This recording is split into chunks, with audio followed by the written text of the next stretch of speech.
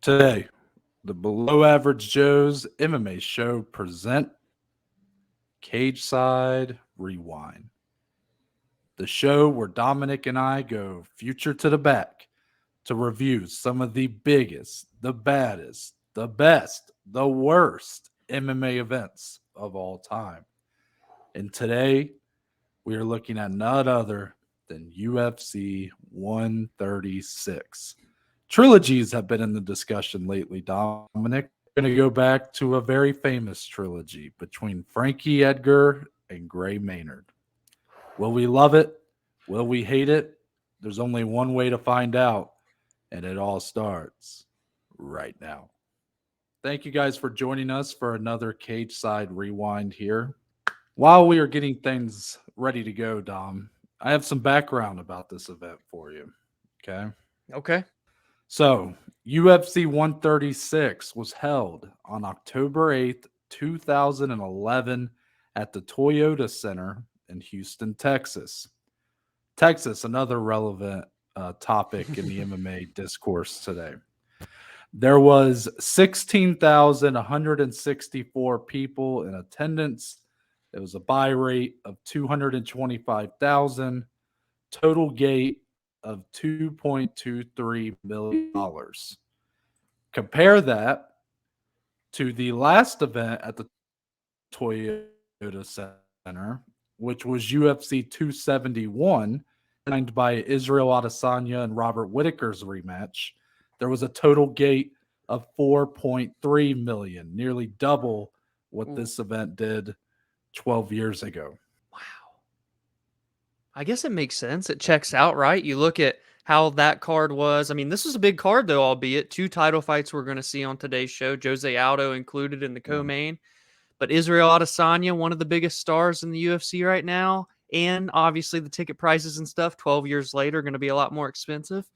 I guess double still seems like a lot, but I understand. It makes sense. Well, it's inflation mixed with the fact that UFC post COVID, really live events post COVID, have just ticket prices have gone through the roof for everything. So Yeah.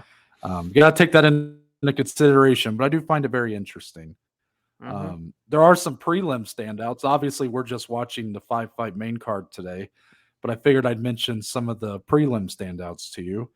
Dominic, do you remember back in your watching days at this time, do you remember watching any early prelims on Facebook? Whew, that's something I don't think I ever got to dabble in. Young Dom was not on the Facebook just yet, I don't think. Yeah, so early prelims were on Facebook, which saw Darren Elkins defeat Taekwon Zhang via unanimous decision, and the UFC debut of the heavyweight GOAT, Stipe Miocic, got a unanimous decision win over Joey Beltran, who's now one of the top heavyweights in BKFC. So shout out to both of those guys. Okay. There were 2 prelims, 2 regular prelims, I should say. Those were held on Spike TV, which saw Anthony Pettis defeat Jeremy Stevens via split decision, and then Damian Maia defeat Jorge Santiago via unanimous decision. That's crazy. Anthony was on those then, at that point against Jeremy, because it wasn't.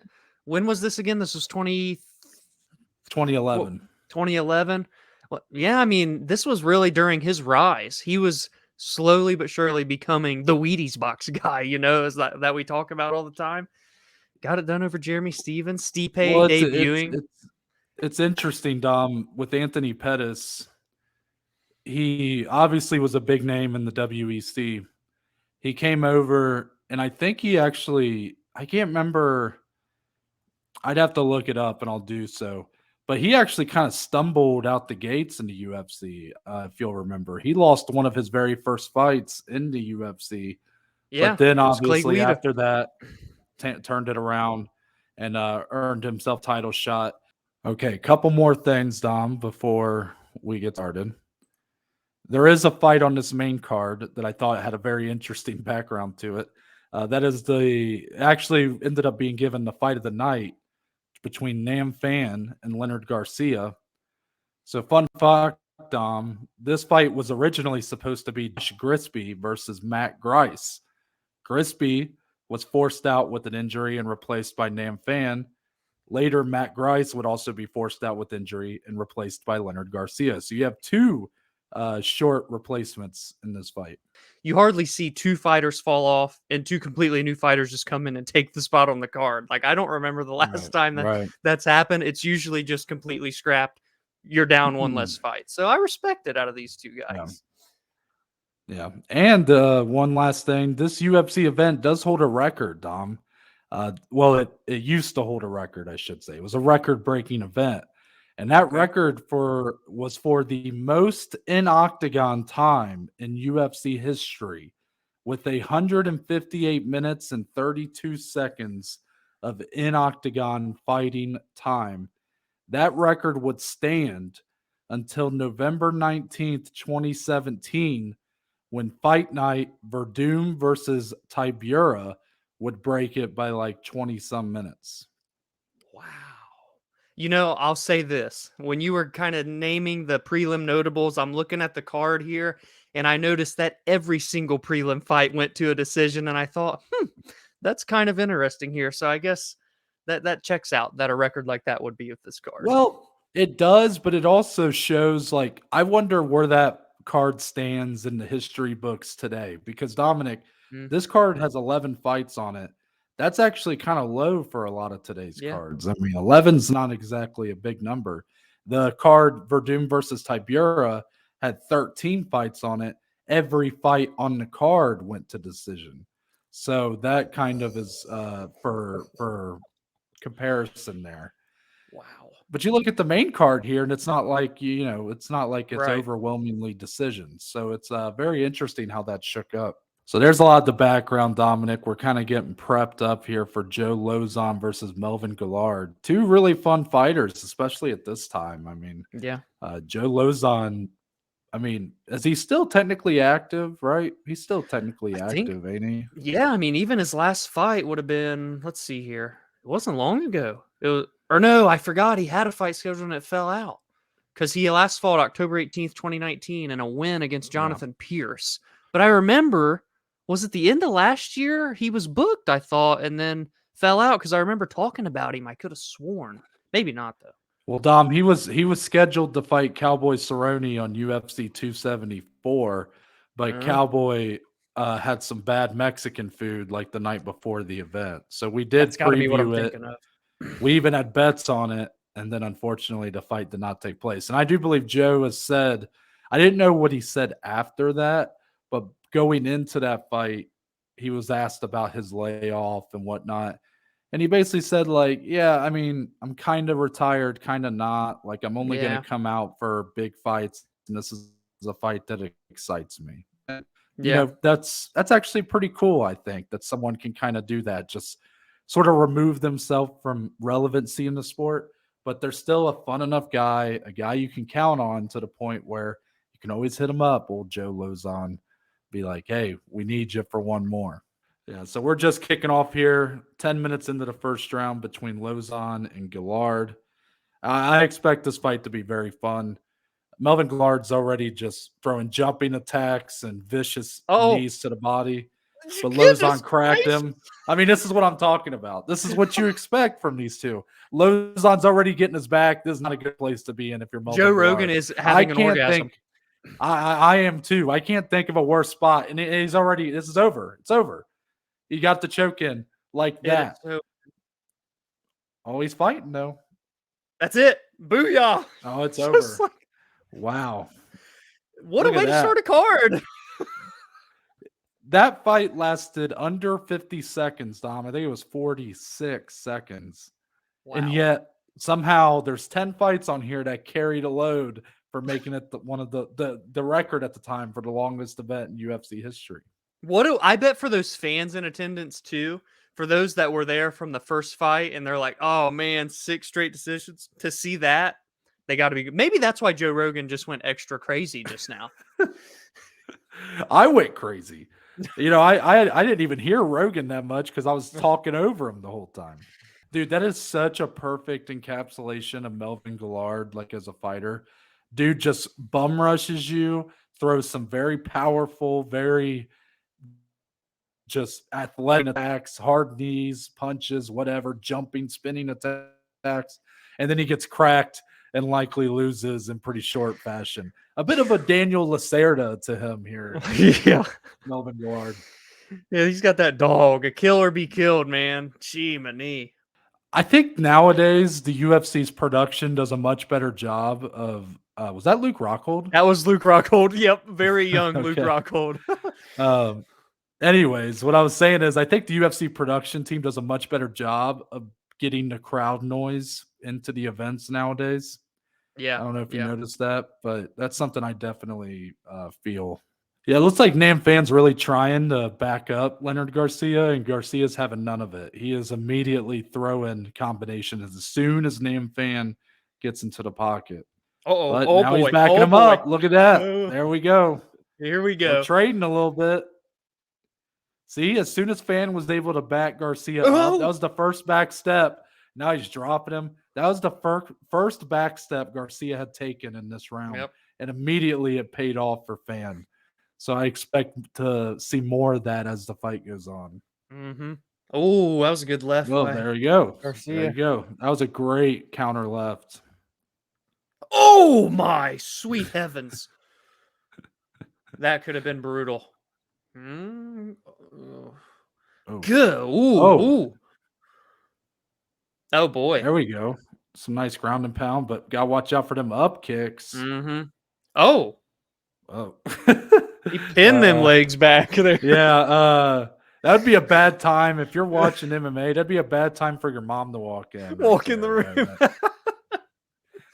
That'd be a little too similar to me being on a side mission in GTA 5. There it is again. Yeah. Holy Ooh. shnikes. Man, spamming the uppercut button, whatever that is on the controller. The biggest thing here, like obviously they're both throwing big wild hooks and uppercuts and stuff. Phan, though, mixing in the body a little bit. It's keeping Garcia just a little bit more on the edge. Nam Phan seems much more composed here, Dom. Yeah. Obviously Leonard Garcia is very dangerous, but he seems to be much more the pressure, the pace, the volume seems to be putting much more of an effect on him than vice versa. Dom, dare I say, I feel like Nam Phan's dominating this fight right now. That second round was very, very big round for Phan, for sure. If that was scored today, would that be a 10-8? I could see it maybe potentially being scored a 10-8 by judges, especially if it were in Texas again today.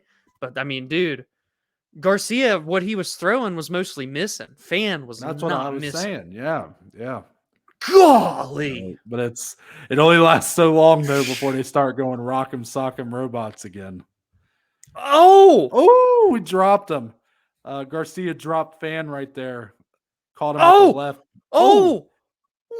Wow. He's tagged him again. Oh my Garcia has Phan against the fence. I got Phan is just hanging on for dear life right now. Yeah, Nam Phan's just hanging on for dear life here. Garcia's throwing crazy hooks right now. Golly. Wow. Yeah, that's a fight of the night if I've ever seen one, for sure. Yeah, great fight. I'll give that round to Garcia just because I already have Phan up. I think but that's a tough round to judge. No, I would say Garcia, due to that damage, the knockdown, So 29-27 Phan is my official scorecard. Dominic, what do you have? I'll go basic 2-1, 29-28, but I don't hate a 10-8 scorecard for that second round.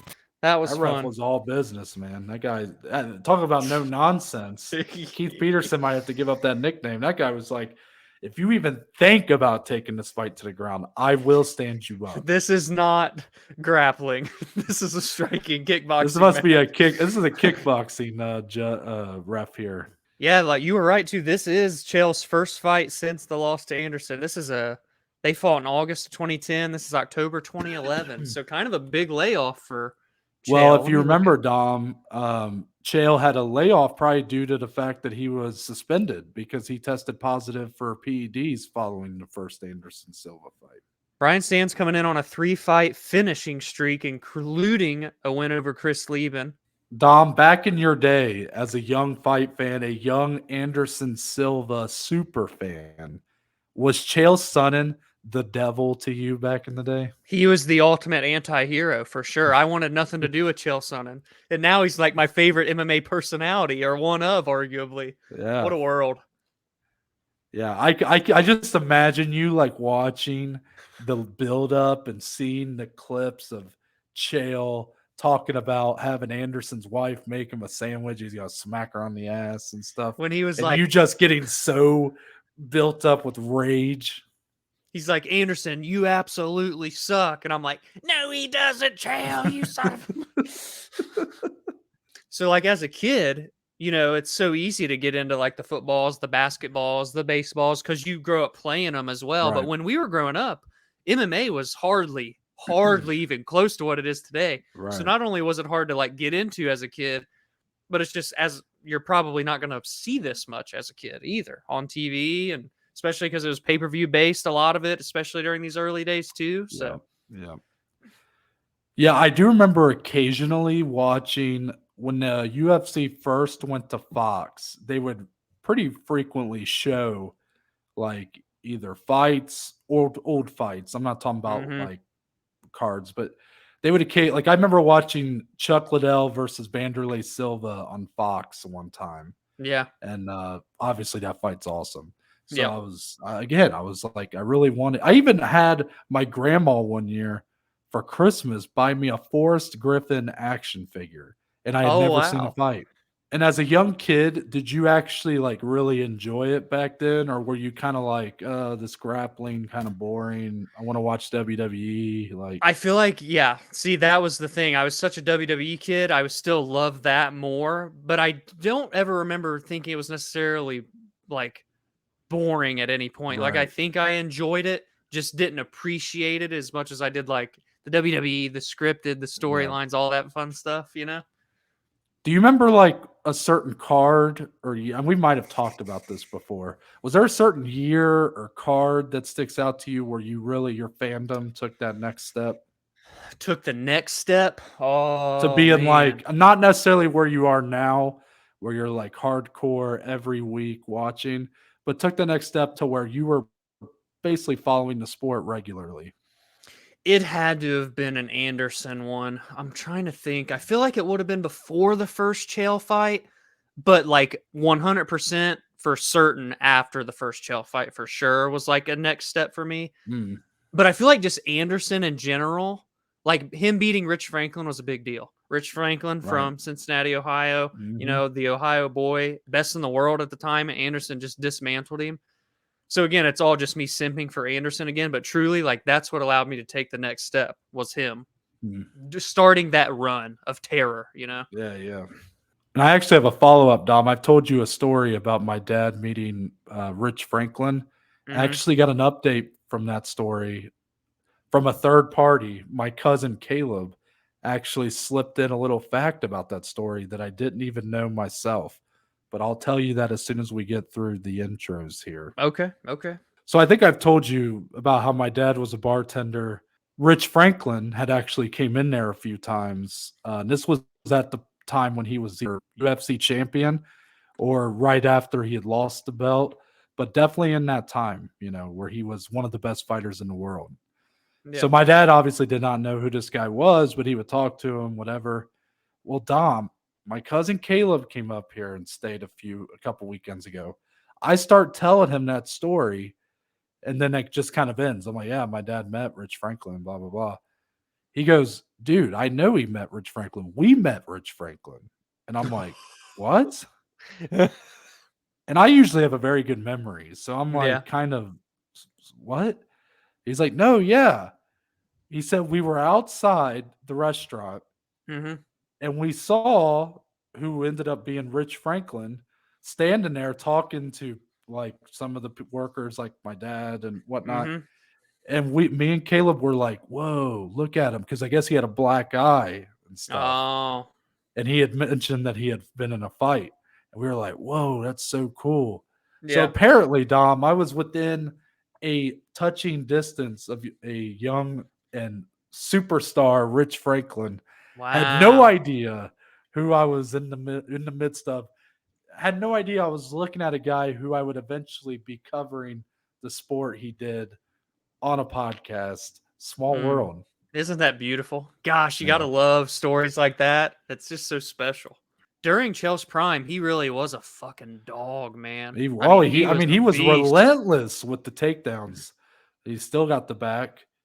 Doesn't look like he's in a very smooth looking. I mean, he got the back, but it looks very much like Stann could just grab that foot and kind of shake him off here. Chael looks fucking good tonight. He is Yeah. looking fast in his transitions from mount to the back and vice versa. Yeah. There's John Jones right there in the back and Chuck Liddell a couple seats over. Man, you're good at that. I can't tell who the hell's back there. I did hear Goldberg did say that Brian Stann was a teammate of John at the time. So that's actually interesting because then John and Chael would inevitably go on to face each other too. Yeah, true. But yeah, what you were saying, wow, about Chael immediately shot for the takedown within the first 5 seconds of the round again. Got it perfectly. And now he's throwing some bombs on Brian Stann. I mean, this is all Chael.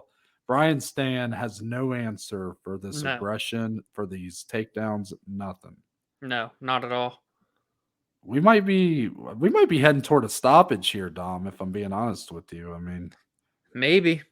Was that a Chael that landed a bomb there as I was talking? No, Stann landed a big right cross, wobbled Chael a little, and he just stuffed the first takedown. So let's see if he can. He's going Chael, yep. Got him like a baby. Yeah. And down. Dude, Chael's looking to do a head and arm choke here. Yeah. Oh, he's jumping. Oh, wow. Yep, he got it. Right, he nailed it. Nailed it. This is it. That's a wrap. Yeah. Look at that squeeze, man. It's over. Got a tap, right? Yeah. How is he not tapping? Yeah, there it is. Wow. Look at that. Calm, cool, collected. He was a badass, man. I wonder if he's about to call out Anderson Silva right He may just do it. Is he about to do that? I beat you. You leave the division. You beat me. I will leave the UFC forever. And he just walks off. God. It's so fucking cheesy, man. The Anderson you absolutely suck part is still badass. But God, I know we grew up WWE kids, Dom, but the part where he's like, if you beat me, I will leave the UFC. It kind of makes me cringe, but I also just appreciate it just because it's an all-timer. Yeah, man, this is just mind-blowing stuff. So Jose retired from MMA. He's boxing the night we're recording this, of course, against Jeremy Stevens. Retired from MMA. He's 36 years old. At the time, this man was 24 years old and like one of the best fighters on the planet. Absolutely insane. Insane, Noah. Wow. You put it like that. I had no idea how young he was at this time. Yeah. I really did not. It didn't register for me. I mean, it seems like such a seasoned vet in the way he fights at this time. Dan Mergliotta looking Big Dan. jacked. Holy shit. He is looking a bit yoked tonight. Aldo here soon, probably a couple more title defenses.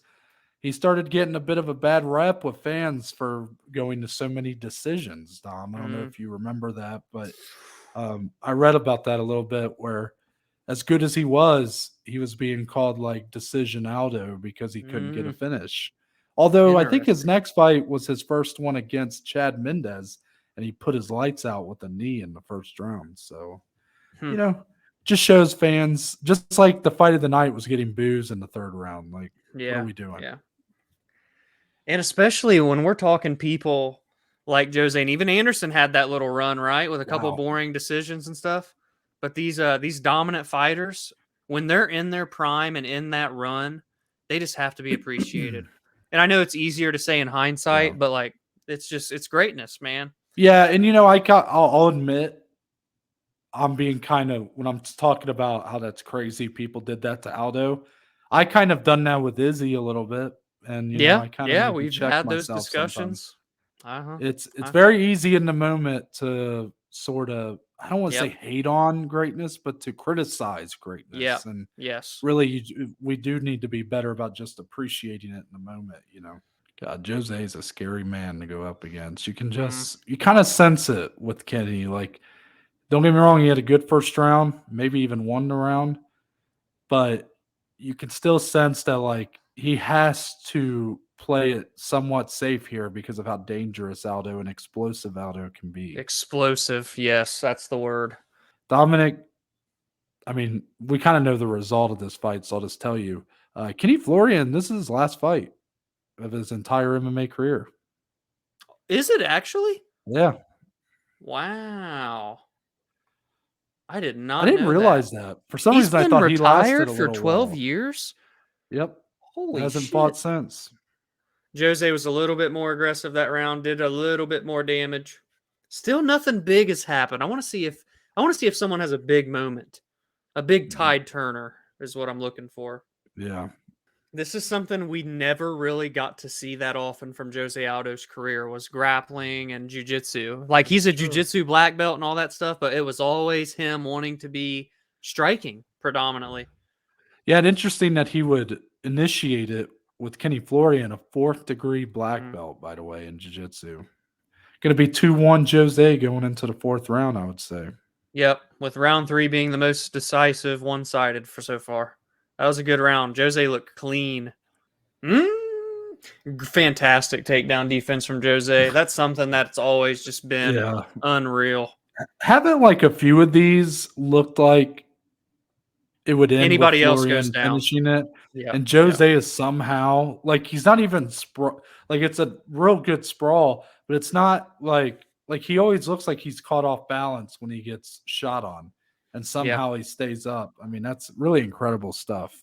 How much would it take for you to take one leg kick from Jose Aldo? I don't know. I'd probably not that much. Like, money's money, Dom. 500? I'd probably enough to pay the medical bill. 1,000. 1,000. But that's the problem, right? Like, what if I get fucked up and I gotta go to the doctor? Let's do 2,000. 2,000 minutes ago. Yeah, yeah. What about you? Is the money worth it? I'd say 1,000 minimum. But yeah, if he breaks my leg, then it's all basically gone. So gotta hope he doesn't. I wonder what these numbers will be. Is it going to be like a 48-47? Is there going to be one of those in there? I'm going 49-46, but I think it's 49-46. Yeah, but got to figure that the first round probably for Kenny is what they scored it, I would imagine. I don't know. I wonder if there was some differences in that, Yeah. So, Dominic, we're getting a little hype package here for our trilogy bout. Yeah.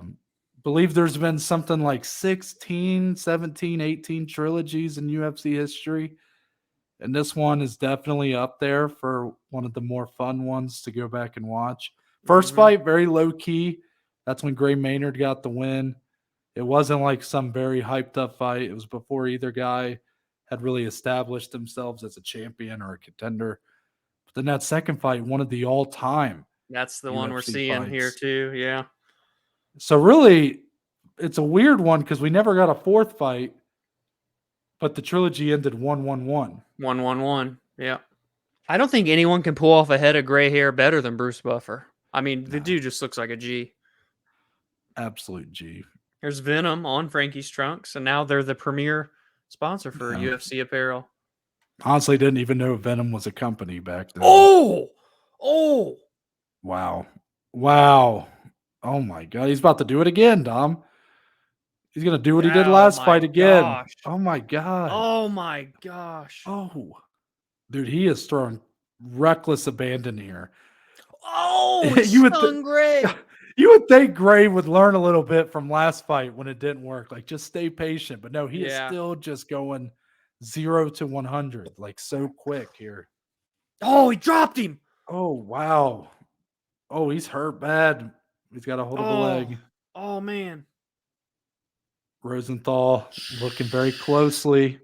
Oh, Frankie's fucked up. Jesus, man. This feels like copy and paste from the first second dude. Fight. And that was the first round in that one as well. Yeah. Oh my God, Gray's uppercut. The uppercuts are crazy. Oh. Yeah. Gray to the back. Oh, big shots. big shots. Josh is looking close at the Frankie's a action right bloody now. mess. Big left hook. Oh, Oh my God. This is brutal. 1-0 Gray Maynard. Holy shit sticks. Was it enough to go 10-8? I don't think so, just because Frankie was dialing back some, but that's man, That's dude. a close one too, man. Can you imagine, like, what do you think it's like to be a ref in fights like this? Not just high profile fights, but fights that are crazy as shit like this. That's got to feel like extra added pressure to if you mess something up because you saw Frankie in fight number 2 make that comeback. Does that make Josh in this fight be a little bit more hesitant and careful on when to stop the fight? I guess it shouldn't, because technically you shouldn't do that. Like it should be very standard for everybody. You should not take things into consideration like that. But you would think that would be in their head. But Josh looked like he was ready to jump in. He there. was. I mean, he was looking. He was eyeing it. Sometimes you can tell when a ref's like just ready for one clean shot to jump in there. Yeah. And you got to wonder if it's going through his mind, feeling a little bit What defeated, happened? even though he possibly just had a 10-8 round. Yet he's like, once again, I could not get him out of here. Yeah. And now he's standing in front of him and he's like, why does this guy look so fresh? Why does he look like he hasn't even been hit? Oh, that was that's gotta suck. To be like, what does it take to actually put away this guy? That's probably the mental battle he's going through right now, trying to keep himself in this fight, but deep in his mind, it's telling him there's nothing you can do to beat this guy. And then he gets right out of the pocket as soon as Gray tries to return fire. I mean, just a great round for Frankie Edgar there. Yep, 1-1. 1-1, but I have the caveat of a 10-8, so it's 19-18 Gray Maynard on mine right now. All right, I have it tied. Frank? Yeah, I have it tied through 3. Yeah. But you can definitely see where the tide is turning to. Mm-hmm. Frankie looks clean. He's moving fast. He's putting together good, quick, crisp combinations. Oh, yeah. Uh-oh. Oh, Frankie dropped Gray. Oh, boy. Oh, he's out. Oh, that's it. That's it. Oh, my. Out of nowhere. Out of nowhere. Over. I mean, that we were just talking about our scores for the previous ones we've done, and bam! Wow. Came out of nowhere. Face down, ass up. What? Excuse me. All right. We have watched the fights. We've given you guys the background. We've seen it all play out. Now it's time to recap UFC 136. Fight by fight. Just give quick thoughts. Good, bad, whatever. And then we will give it a score ultimately, Dominic. And I'll be keeping track of these scores. So at some point, we'll be able to come back and, show some of our best rated events of all time and our lowest. So we started this event, main card opener, hot and heavy, Joe Lauzon. Very quick rear naked choke submission, 47 seconds all he took to submit Melvin Guillard. Anything, I mean, Dominic, that's not a whole lot of time to form much of an opinion, but I this is not a fight that's to the detriment of the card. This is definitely a plus fight on this card. It's quick, it's still fun, action packed. These guys really went for it. Joe Lauzon's a beast. I mean, I have no other takeaways. Literally, in 47 seconds, you can't have much more than that. It was fun and a great way to kick off the main card after what we said, 6 straight prelim fights that went the distance. So that's true. Yeah. So I'll let you kind of open the discussion for the fight of the night. Name Phan get the unanimous decision win over Leonard Garcia. Do you agree about this being fight of the night, Dom?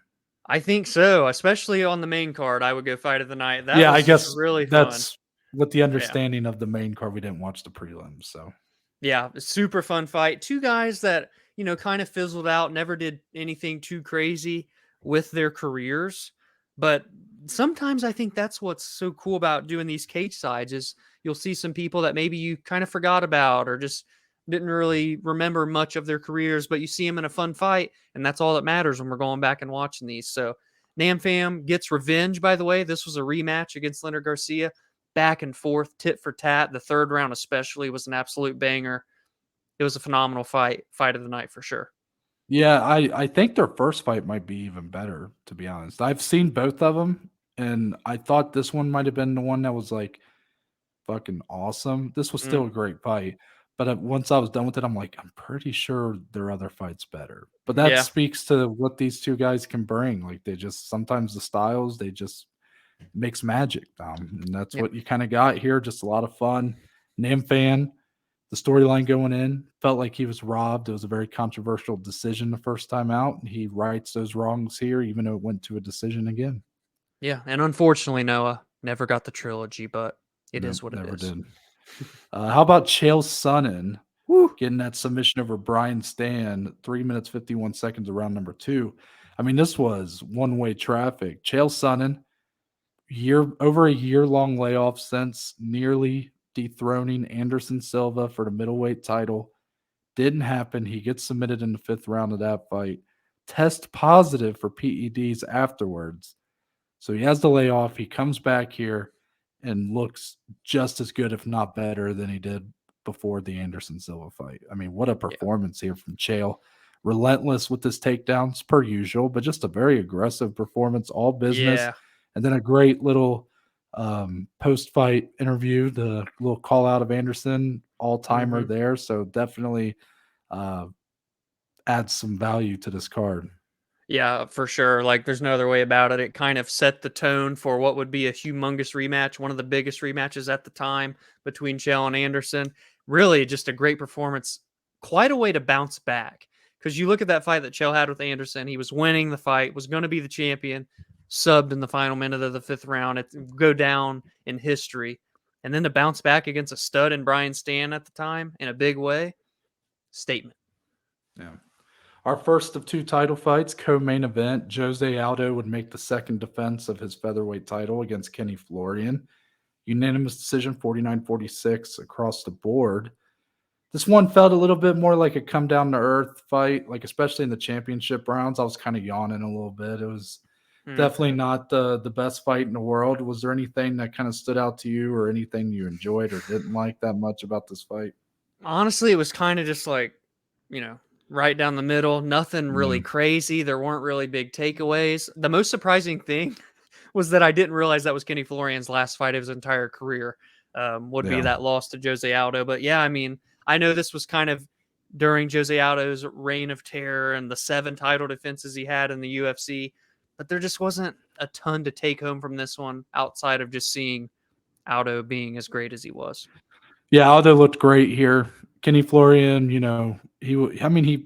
made a decent account of himself, but 145 pounds was obviously a division he was not long for, and Aldo was just so good at this time, and he proved that here.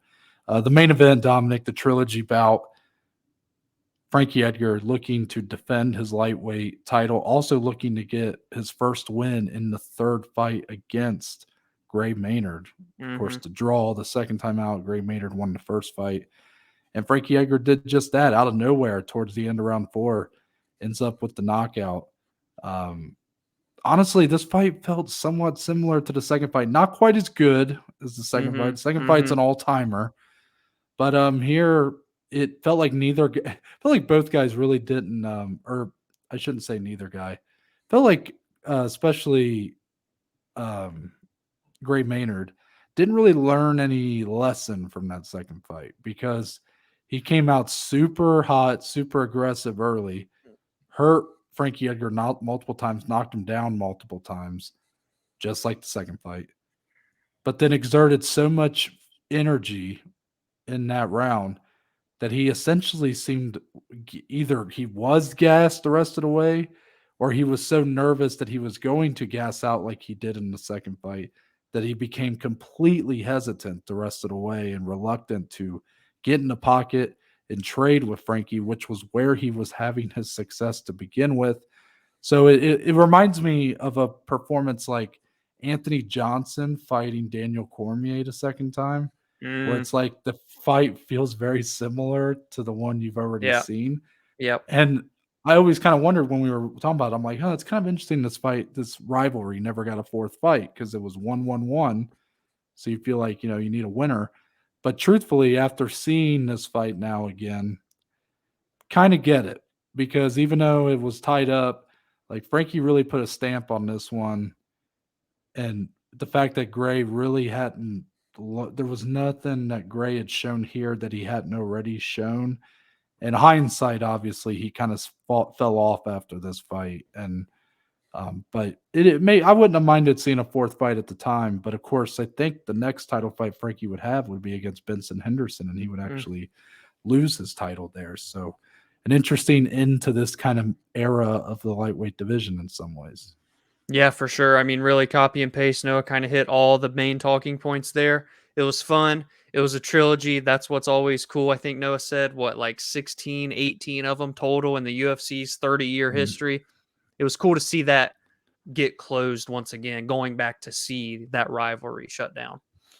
Right. So that's the recap. But Dominic, it's time for us to give a score for UFC 136. We do this 1-100. We each scored individually, and then our below average Joe's score will be the average of the two brought together. We've done this twice before, UFC 240, which also featured Frankie Edgar in the main event against Max Holloway. That's true. Second time out, UFC 195, Robbie Lawler versus Carlos Condit. And as we already kind of mentioned, I don't know if it'll be in, but we were talking about it at the end of that fight.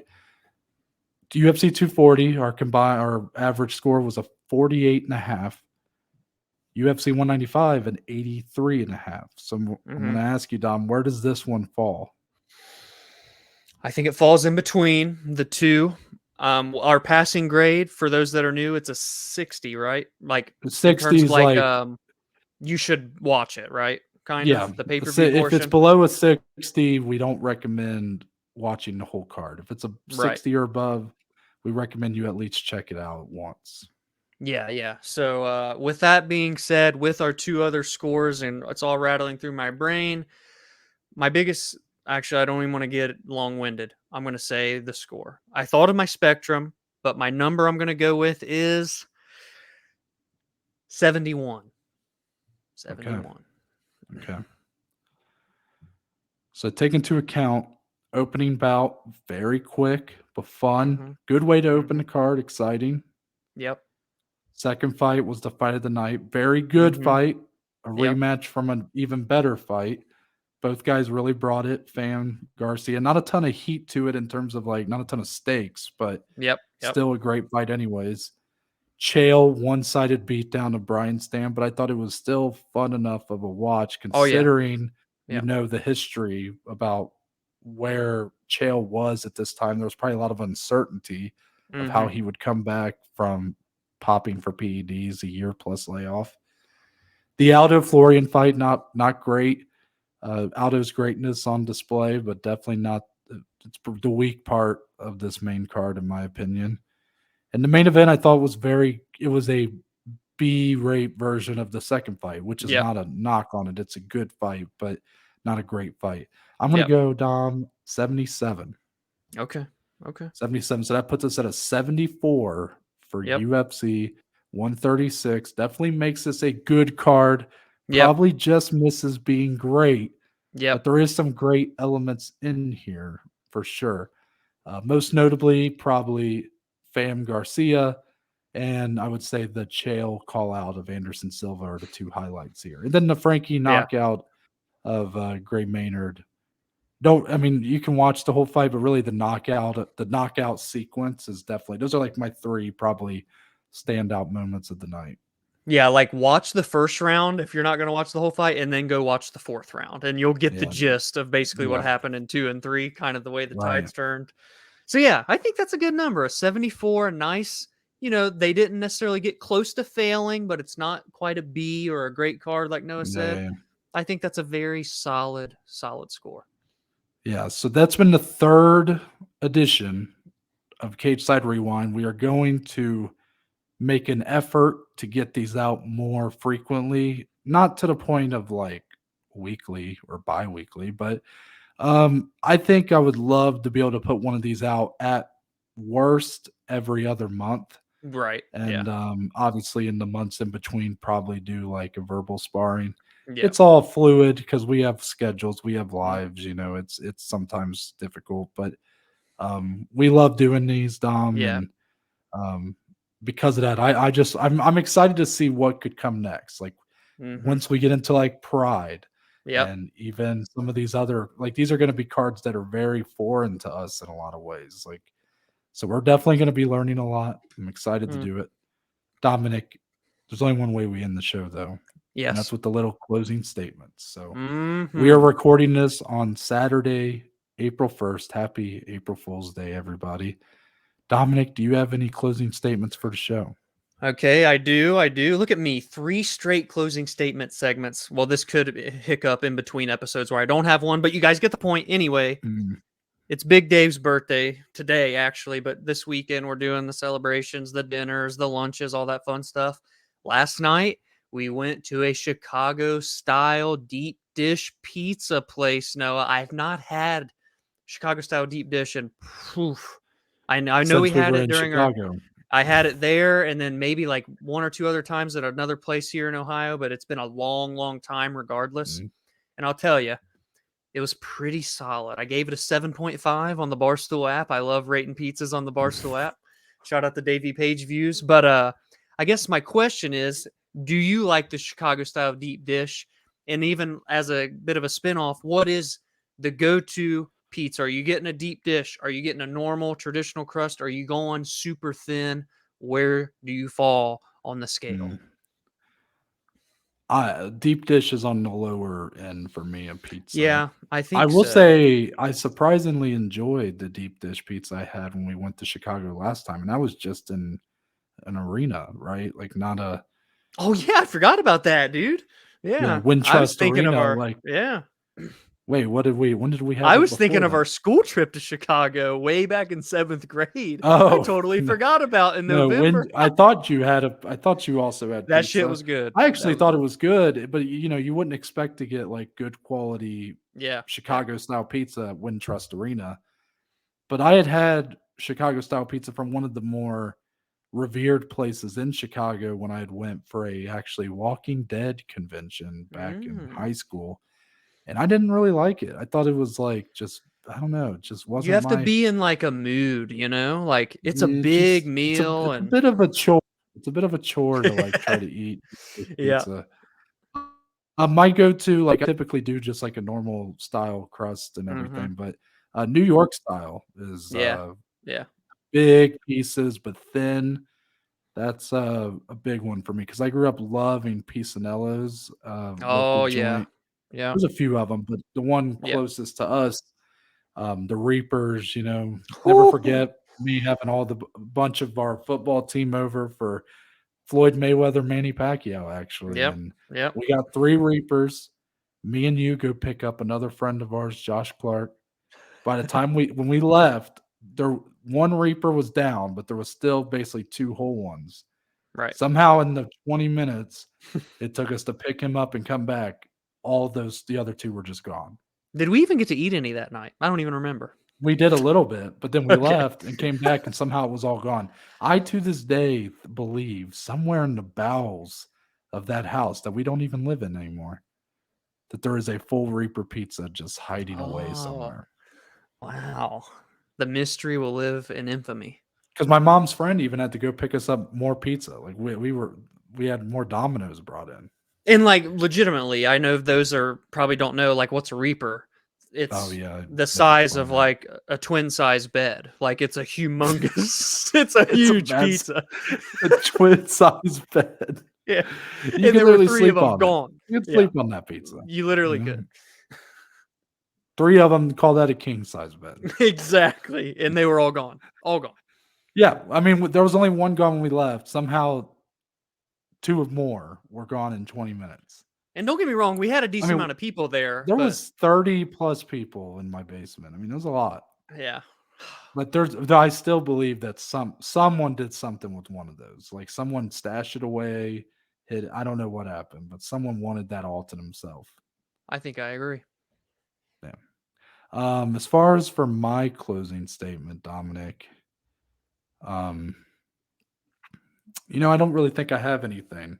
I kind of wish I hadn't said anything about, hey, we want to do these episodes more often, because I would have done my closing statement as like, hey guys, I think this is actually going to be the last episode of the podcast. Me and Dominic are breaking up. And then I was going to say April Fools and then just end it right there. But since I already kind of said something about April Fools and already talked about doing more episodes, and it just people would have saw through it. And I can't at that point in good faith maybe 2024 April Fools. Oh yeah, 2024. I'm coming hard for you guys. So, there you go. That's what she said. But anyways, no, not that. Just come on, you guys. Let's do it. My name's Noah Baker. That's Dominic Sleeve. We are but just two of the below average Joes, and we'll see you guys on. I don't know when this is coming out, but probably going to be on Friday. Yeah.